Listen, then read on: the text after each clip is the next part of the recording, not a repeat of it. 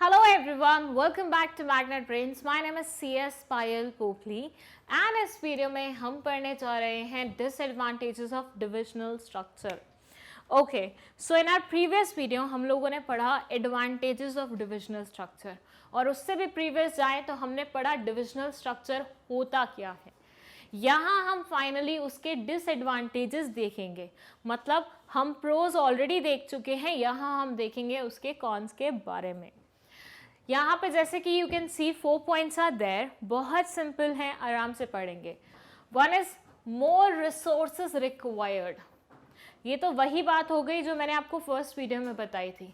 मैंने आपको divisional structure की इंट्रोडक्शन में ही बता दिया था कि ऐसा लगता है कि इसमें बहुत ज़्यादा रिसोर्सेज इस्तेमाल होते हैं, लेकिन उसका रीज़न क्या है वो हम जानेंगे अभी एक्सप्लेनेशन में. Second point is product focus department. यहाँ पे जो डिपार्टमेंट्स बनते हैं वो प्रोडक्ट फोकस होते हैं, ना कि फंक्शन फोकस. फंक्शनल स्ट्रक्चर में क्या होता था, फंक्शन फोकस डिपार्टमेंट्स होते थे, मतलब फंक्शंस पे बेस्ड डिपार्टमेंट्स होते थे, बट यहाँ पे प्रोडक्ट्स पे बेस्ड डिपार्टमेंट्स होंगे.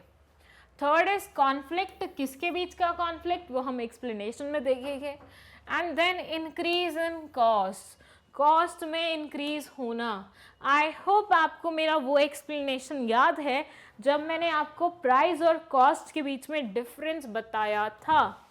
नहीं याद तो मैं आपको दोबारा से एक्सप्लेन कर दूंगी यहाँ पे, पर फिलहाल के लिए हम पॉइंट नंबर 1 पे फोकस करते हैं, which says each department will require all the resources as every division will be working as an independent unit. क्या मतलब हुआ इनका? इनका मतलब ये हुआ कि भैया देखिए, हमने बोला कि हमारा ABC जो कंपनी है उसके बोर्ड ऑफ डायरेक्टर्स ऊपर सबसे बैठे हुए हैं, ठीक है. उसके नीचे हमने बहुत अलग अलग तरह के प्रोडक्ट्स लॉन्च किए हुए हैं. प्रोडक्ट 1, प्रोडक्ट 2, प्रोडक्ट 3, प्रोडक्ट 4, बहुत अलग अलग तरह के प्रोडक्ट्स हैं. लेकिन इनके नीचे क्या आता है, प्रोडक्शन, मार्केटिंग, फाइनेंस, परचेजेस. इसके नीचे भी वही आएगा, production, marketing, finance and purchases. Same is the case with this, same is the case with this. ऐसे में आप सोचिए, क्योंकि ये अलग से एक यूनिट की तरह परफॉर्म कर रहे हैं, काम कर रहे हैं. मैंने आपको बताया था ना, इनका एज सच कोई मेजर लिंकेज नहीं होता. तो ऐसे में ऐसा मानिए कि ये एक डीम्ड इंडिविजुअल यूनिट है, मतलब ये ऑल टुगेदर एक इंडिविजुअल यूनिट की तरह मानी जा रही है. तो ऐसे में क्या होगा, ऐसे में ये होगा कि ये एक खर्चा करेंगे, सेम वैसा ही खर्चा ये अलग से करेंगे, सेम वैसा ही खर्चा ये अलग से करेंगे, और सेम वैसा ही खर्चा ये अलग से करेंगे. और अगर और प्रोडक्ट्स ऐड होते हैं तो वैसे वैसे खर्चे और भी लोग करेंगे. तो मानिए ये डिपार्टमेंट 5 लाख रुपए का खर्चा करता है, 5 लाख का खर्चा यहाँ हो जाएगा, 5 लाख का खर्चा यहाँ, 5 लाख का खर्चा, और बढ़ता जाएगा ये खर्चा जैसे जैसे प्रोडक्ट्स बढ़ेंगे. तो यहाँ पे रिसोर्सेज क्या हो रहे हैं, ज़्यादा इस्तेमाल हो रहे हैं. Whereas अगर फंक्शनल स्ट्रक्चर होता जहाँ पे फंक्शंस को ज़्यादा प्रेफरेंस दी जाती थी, उनके बेस पे हम डिपार्टमेंट फॉर्म करते थे, तो वहाँ पे आपका थोड़ा सा खर्चा बच जाता है, क्योंकि एक डिपार्टमेंट सारी ही चीज़ों को साथ लेके चलता है, सारे ही प्रोडक्ट्स को साथ लेके चलता है. यहाँ पे वो चीज़ नहीं हो रही है. यहाँ पे ये प्रोडक्शन के लिए अलग खर्चा करेगा, यहाँ ये प्रोडक्शन के लिए अलग खर्चा करेगा, यहाँ ये और वहाँ वो, सब अपनी मशीनरी अलग अलग अलग अलग अलग खरीद के लाएंगे. ऐसे में एक ही मशीनरी की जगह 4 अलग अलग मशीनरी आएंगी तो क्या होगा, पैसा बर्बाद होगा, ज़्यादा रिसोर्सेज लगेंगे. सो इसलिए हमने यहाँ पे लिखा है कि क्योंकि सारी units as an individual unit perform कर रही हैं, जिसकी वजह से रिसोर्सेज ज़्यादा इस्तेमाल हो रहे हैं.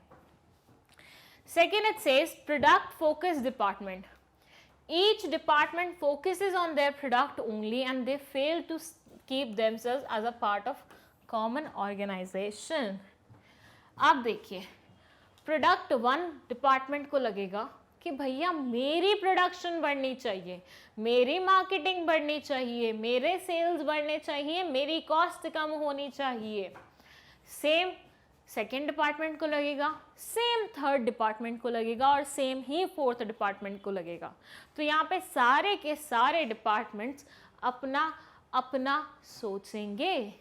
जब हम अपना अपना सोचते हैं तो हम सबका नहीं सोचते हैं। मान लीजिए एक फैमिली में 5 मेंबर्स हैं और पांचों ये सोच रहे हैं मुझे लाइफ में क्या करना है, मुझे लाइफ में क्या करना है, मुझे क्या करना है, मुझे क्या करना है। तो वो पांचों के पांचों भूल जाएंगे कि उनको मिलके लाइफ में क्या करना है। वो अपने आसपास का जो लिंक होगा वो ख़त्म कर देंगे और सिर्फ अपने अपने बारे में सोचेंगे। एक को अपॉर्चुनिटी मिल गई यूएसए जाने की, दूसरे को अपॉर्चुनिटी मिल गई लंदन जाने की, तीसरा श्रीलंका चला गया, चौथा चला गया वियतनाम, 5वां इंडिया में रह गया। तो कोई साथ रह पाया? नहीं रह पाया। बिल्कुल सेम चीज़ यहाँ पे होगी। एक डिपार्टमेंट अपने बारे में सोचेगा, दूसरा अपने में, तीसरा अपने में। उसमें चाहे सामने वाले की बुराई क्यों ना हो जाए, लेकिन हमें अपने बारे में सोचना है। तो इससे अल्टीमेटली क्या होगा, ऑर्गेनाइजेशन का जो कॉमन गोल था वो अचीव नहीं हो पाएगा, क्योंकि आपने अपने इंडिविजुअल गोल्स को उतनी ज़्यादा इंपॉर्टेंस दे दी कि ऑर्गेनाइजेशनल गोल के बारे में सोचा ही नहीं। तो जब आप ऐसा नहीं करेंगे तो आपको नुकसान ही होगा। तो आप चाहे बीइंग एन इंडिविजुअल डिपार्टमेंट कितना अच्छा परफॉर्म क्यों ना कर ले, बट ओवरऑल आपकी ऑर्गेनाइजेशन की ग्रोथ नहीं हो पाएगी। Then conflict. कॉन्फ्लिक्ट में rise among department on allocation of resources. ये बोलते हैं कि भैया जब रिसोर्सेज का एलोकेशन करना है, जब रिसोर्सेज का एलोकेशन करना है, मतलब रिसोर्सेज को बांटना है, तो सारे ही डिपार्टमेंट्स लड़ने लग जाएंगे। जैसे मैं बोलूँ 5 लोगों की फैमिली में अगर मान लीजिए स्वीट्स का डब्बा आता है, ठीक है, और वो स्वीट सबको ही पसंद है, मतलब पांचों के पांचों मेंबर्स को वो स्वीट्स पसंद है, तो वो कैसे झगड़ा करेंगे कि मेरे पास ज़्यादा है, मेरे पास ज़्यादा है, मेरे पास ज़्यादा है। और ऐसे में क्या होगा, आप में आपस में लड़ाई होगी। मतलब I remember when I was a kid, तब मैं और मेरा भाई नए फ्रूट्स को लेके बहुत ज़्यादा वो रहते थे कि मुझे ज़्यादा मिले, मुझे ज़्यादा मिले। और जिस भी सीज़न में वाटरमेलन आना शुरू होता था, we used to fight so much without realising कि रिसोर्सेज तो हमें जितने मर्जी मिल रहे हो, लेकिन हमारे बीच का कोऑर्डिनेशन क्या हो रहा है, कम हो रहा है। और सेम चीज़ यहाँ पे होती है, ज़्यादा रिसोर्सेज लेने के चक्कर में आप अपने अलग अलग डिपार्टमेंट्स के साथ कॉन्फ्लिक्ट मोल ले लेते हैं, which is again harmful for the organisation. वो आपके डिपार्टमेंट के लिए अच्छा हो सकता है कि आपने लड़ झगड़ के अपने लिए ज़्यादा रिसोर्सेज ले लिए, लेकिन ओवरऑल आपने पूरी फैमिली का, पूरी ऑर्गेनाइजेशन का जो कोऑर्डिनेशन था वो खराब कर दिया। Last is increase in cost. What it says, it may lead to increase in cost due to duplication of activities, providing each division with separate set of similar function increases expenditures। जैसे कि मैंने आपको यहाँ पे भी बताया कि product 1 department में भी ये चारों काम हो रहे हैं, प्रोडक्ट 2 डिपार्टमेंट में भी यही चारों काम हो रहे हैं, प्रोडक्ट 3 डिपार्टमेंट में भी यही सारे काम हो रहे हैं और प्रोडक्ट 4 में भी यही सब काम हो रहे हैं। जब ऐसा होगा तो क्या होगा, तो ये होगा कि भैया यही सारी चीज़ें अलग अलग डिपार्टमेंट्स में बार बार की जा रही हैं, जिससे डुप्लीकेशन होगा, रिसोर्सेज एक्स्ट्रा लगेंगे, कॉस्ट बढ़ेगी, एक्सपेंडिचर्स बढ़ेंगे और अल्टीमेटली आपकी ऑर्गेनाइजेशन को या तो अपना प्रॉफिट कम करना पड़ेगा या प्रोडक्ट्स का प्राइस इंक्रीज करना पड़ेगा। अपना प्रॉफिट कम करेंगे तो आपके लिए तो वैसे ही नुकसान वाली बात हो गई, और प्रोडक्ट्स का प्राइस बढ़ा देते हैं तो आधे कस्टमर तो आपके वैसे ही चले जाएंगे। याद दिलाऊं मैं आपको, कॉस्ट और प्राइस का क्या लेना देना होता है, तो वो देखिए, कोई भी प्रोडक्ट जब बनता है, कोई भी प्रोडक्ट जब बनता है तो उसमें कुछ रॉ मटेरियल्स इस्तेमाल होते हैं। वो रॉ मटेरियल्स जितने के आते हैं वो होती है आपकी cost. Raw materials plus machinery पे जो भी आप खर्चा करते हैं या मशीनरी से बनाने में जो भी खर्चा होता है, उन दोनों को मिला के आपकी कॉस्ट बनती है। इस कॉस्ट में अगर हम अपना प्रॉफिट मार्जिन ऐड करते हैं तो बनता है प्रोडक्ट का प्राइस। तो प्रोडक्ट का प्राइस किस तरह से बनता है, कॉस्ट प्लस प्रॉफिट को ऐड करके। तो ऐसे मानिए अगर कॉस्ट बढ़ जाएगी, आपको प्राइस सेम रखना है, तो आपको प्रॉफिट कम करना पड़ेगा।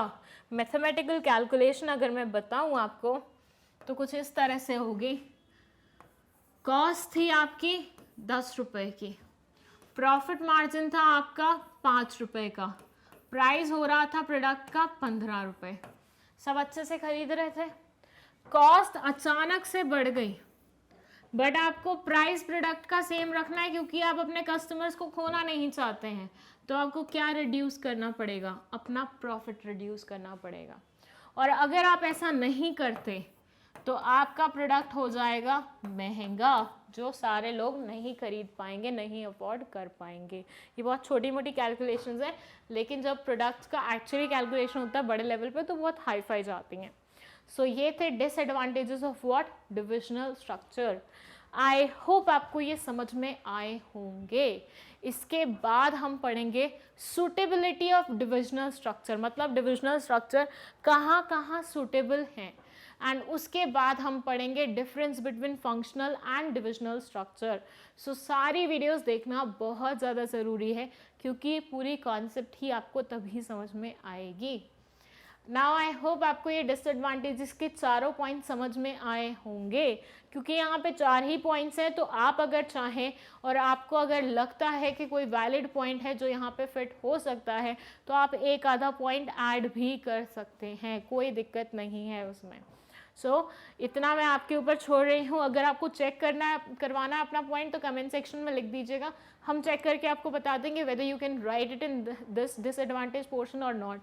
ठीक है, बाकी डाउट्स के लिए कमेंट सेक्शन है, नोट्स के लिए डिस्क्रिप्शन बॉक्स में लिंक है, एंड पहली और पुरानी वीडियो देखने के लिए, नेक्स्ट और प्रीवियस वीडियो देखने के लिए एक्चुअली आपको कमेंट सेक्शन में लिंक मिल जाएंगे।